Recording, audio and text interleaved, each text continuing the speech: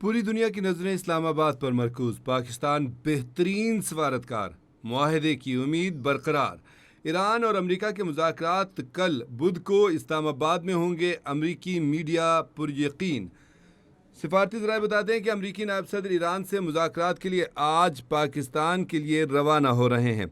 सफारती ज़राए के मुताबिक जेडी वेंस अमरीकी वक्त के मुताबिक अलसुबह पाकिस्तान के लिए रवाना होंगे और पाकिस्तानी वक्त के मुताबिक अमरीकी नायब सदर दिन 2 बजे वाशिंगटन से रवाना होंगे, यानी अब से कुछ देर के बाद रवाना होने वाले हैं। सफारती ज़राए का कहना है कि अमरीकी नायब सदर तीसरे मुल्क में रुकेंगे और उसके बाद पाकिस्तान आएंगे। जेडी वेंस का तैयारा तीसरे मुल्क में रीफ्यूलिंग के लिए रुकेगा। ईरान के मुज़ाकराती वफ़द का भी आज इस्लामाबाद पहुंचने का इम्कान है। अमरीकी न्यूज़ एजेंसी ने रिपोर्ट किया है कि ईरानी वफ़द आज इस्लामाबाद आने के लिए मनसूबाबंदी कर रहा है।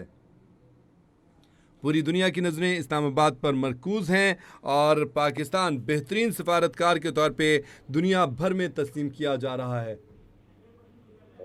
मज़ीद बात करते हैं सूरत हाल के ऊपर, पाकिस्तान की बेहतरीन सफारतकारी के ऊपर, अमरीकी वफ़द के आने पर, ईरानी वफ़द के रजामंद हो जाने पर, पाकिस्तान में आने पर।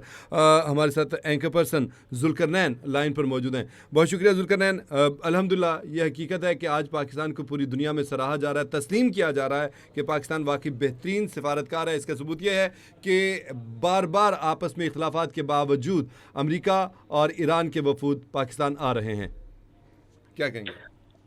जी देखें, जब ईरान ने रिफ्यूज किया कल आने के लिए, उसके बाद अमेरिकन वाइस प्रेसिडेंट जो जेडी वांस थे, वैसे तो तैयार थे वो, पहले उनकी तरफ से तो बिल्कुल जो था ग्रीन सिग्नल था वो पाकिस्तान आ रहे हैं।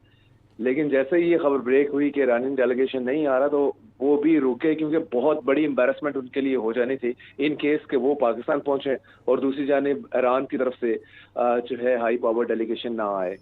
तो पाकिस्तान फिर दोबारा से स्टेप इन करता है इसमें और बड़ी एफर्ट के बाद कन्विंस कर लेता है उसको। तो उसके बाद फिर पाकिस्तान उसको ग्रीन सिग्नल देता है कि आ जाओ भाई जेडी वेंस को। तो वो is leaving for Pakistan, that's a good news. और अगेन, क्योंकि देखिए पाकिस्तान ने पहले इतना फर्स्ट राउंड से लेके ये सेकंड राउंड को अरेंज करने के लिए पाकिस्तान की एफर्ट सबके सामने ही है। पाकिस्तान के field marshal as well as the prime minister mainly forefront पे हैं और ओवरऑल जो है बीइंग अ डायरेक्ट मीडिएटर है बिटवीन बोथ पार्टीज। तो पाकिस्तान के हवाले से तो मतलब जितना भी तारीफी कलमात कहे जाएं कम है। और इवेंचुअली अगर पीस एग्रीमेंट हो जाए उसके बाद तो सब कुछ बहुत ही पाकिस्तान का रोल वर्ल्ड वाइड जो है उसकी अप्रिसिएशन देखिएगा कि वो ही नहीं रुकेगी इन केस। तो लेकिन अभी भी स्टिल जो है बहुत कुछ होने वाला है इन दैट केस के। अब डायरेक्ट टॉक्स में ये पहुंचते हैं, आज दोनों वारिंग पार्टीज जो हैं आज शाम तक पहुंच जाते हैं। तो कल नेगोशिएशन स्टार्ट होती हैं, तो देखते हैं उसका क्या आउटकम होता है। वैसे तो इम्प्रेशन यही है कि अब ये दोबारा बैठे हैं तो काफी हद तक जो है किसी ना किसी उस पे एग्रीमेंट पे पहुंच जाएंगे। लेकिन एट द सेम टाइम अगर ईरान की जानिब से आप देखें जो लेटेस्ट स्टेटमेंट है वो यही है, उसने अमेरिका को वार्न किया कि देखो यार, आपने मुज़ाकरात करने बिल्कुल मुज़ाकरात करें, लेकिन ये जो under the umbrella of threat, ये अम्ब्रेला हटा दें थ्रेट वाली। आप बिल्कुल वो मेरे ख्याल स्काई में को जो क्लियर अमेरिकी रखें। सदर डोनाल्ड ट्रंप है ना, वो अपना पाँव जो ऊपर रखना चाहते हैं। वो चाहते हैं कि मुज़ाकरात भी हो जाएं और हम सुपीरियर भी रहें। और ऐसे लगे कि जैसा कि उनके स्पीकर ने भी कहा कि वो मुज़ाकरात की मेज़ को हथियार डालने की मेज़ में तब्दील करना चाहते हैं।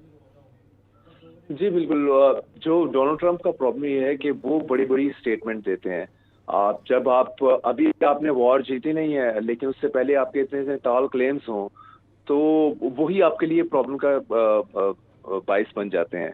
तो डोनाल्ड ट्रंप के साथ भी लगता है कुछ ऐसा ही है कि वो कहते हैं कि हर तरह से मैं इधर से एक बड़ा स्टेटमेंट दागूं, बड़ा क्लेम दागूं, और दूसरी जानिब से ईरान बिल्कुल बेगी बिल्ली बन के कहे कि यस सर, जो आप कह रहे हैं सही कह रहे हैं और ऐसा ही होने जा रहा है। ऐसा हो नहीं सकता।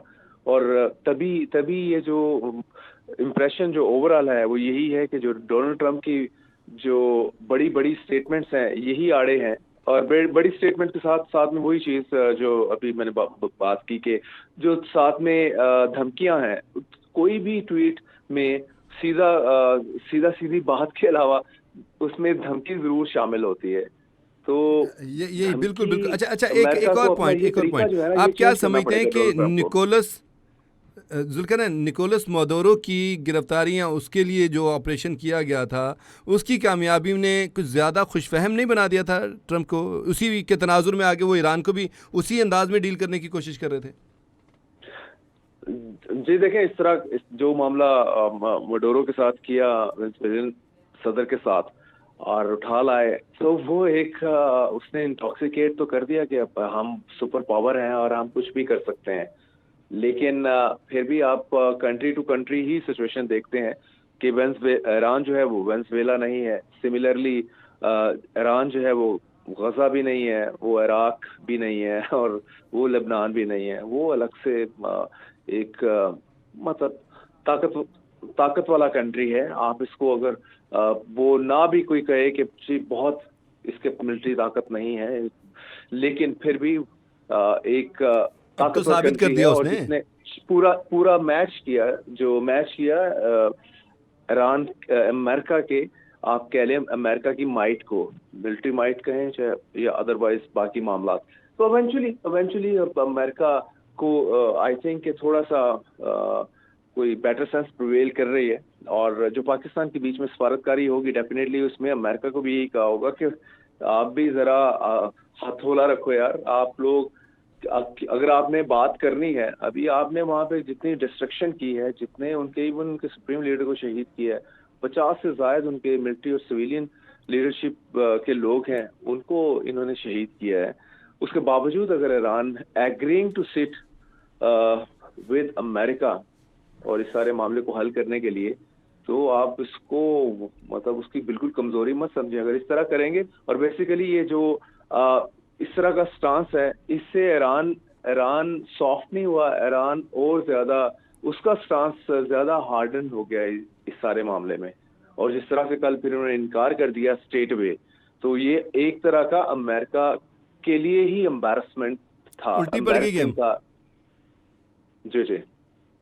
तो अब जो मौका पाकिस्तान ने बड़ी मेहनत करके देखें, उसको ईरान को दोबारा से उसके कंसर्न प्लेकेट किए होंगे, मतलब एड्रेस किए होंगे, और उसको जो है वो मेज के ऊपर लेके आ रहा है। तो आई थिंक अमेरिका को चाहिए कि जरा सिचुएशन को समझे। अगर वो इससे नहीं निकलना चाह रहा जंग से, तो जंग तो फिर जंग होके रहेगी इन दैट केस।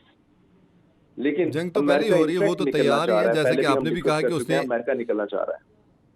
ईरान ने तो साबित कर दिया हुआ है कि हम जंग के लिए तैयार हैं और हम जंग कर रहे हैं। हरचंद के एक जदीद समझे हाथी और चींटी की लड़ाई है, और इसमें चींटी ने नाक में दम कर दिया हाथी के, ये वाज़े तौर पे है। अच्छा, इस सारी सूरत हाल में जो मुज़ाकरात होने जा रहे हैं, इंशाल्लाह ताला कल मुज़ाकरात हो भी जाएंगे, बैठ भी जाएगी। उस फफे कुटनी का क्या किरदार होगा? वो जो फफे कुटनी और उसकी चेली जो है, इसराइल और भारत, वो कहाँ टपते फिर रहे हैं? जो देखें, इसराइल इसराइल को तो अभी तक, अच्छा सबसे इसमें आपने अभी तक नोटिस किया होगा कि जब से सीज फायर है ऑलमोस्ट 2 वीक होने वाले हो गए हैं, इसराइल की तरफ से कोई एक सिंगल पॉजिटिव स्टेटमेंट नहीं है। और खैर भारत को तो आप किसी खाते में ना गिने, वो तो ना 3 में है ना 13 में है, सिर्फ पाकिस्तान के ऊपर नजर रख के बैठा है कि यहाँ एग्रीमेंट जरूर हो जाए, piece agreement between Iran and America, लेकिन पाकिस्तान का कोई नाम ना ले उसमें। उसका तो सिर्फ उसके पेट में जो चुरूने मुड़ोर उठ रहे हैं ना, वो सिर्फ यही है नहीं, वायद तो। चिमूने लफ्ज ठीक था। तो अब इंडिया का तो ये प्रॉब्लम है। लेकिन आप साथ में आप इसको स्कैन कर रहे होंगे जो है इसराइली मीडिया को भी एज वेल, तो वो भी उस सिर्फ ना सिर्फ स्टेटमेंट कोई नहीं है, एट द सेम टाइम आप ये देख लें कि चूंकि उसे पता है कि ईरान काफी टची है लेबनान के मामले को लेके, तो लेबनान में सीज फायर हो गया 10 दिन का, तो वो उसने वायलेट किया कि किसी तरह से मैं चूंटी काटता रहूं ईरान को और ईरान इससे भागे। कल तक तो इसराइल काफी खुश था जब उसने बैकआउट कर गया ईरान के, मैं नहीं आ रहा पाकिस्तान मुज़ाकरात के लिए।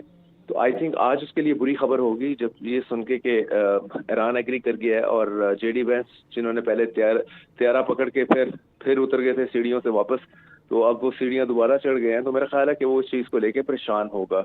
और इवेंचुअली आप पूरा आप देखते रहे ना, अब अमेरिकन मीडिया पे जरा नजर रखें, वहां पे ट्रम्प की टीम जो है वो सबसे अटैक ज्यादा कर रही दावे है तो वही अपने। कर रहे हैं कि मुज़ाकरात कल होंगे ही होंगे, जी अमेरिकी जी, मीडिया। मैंने कहा हाँ जी हाँ जी हाँ जी, मैं स्पेशली दूसरी तरफ आ रहा था कि जो ट्रम्प की टीम है वो अटैक कर रही होती है मेन स्ट्रीम मीडिया जो अमेरिका का है, क्योंकि वो भी अब इस उसमें शामिल है कि it is saying no, big no to war.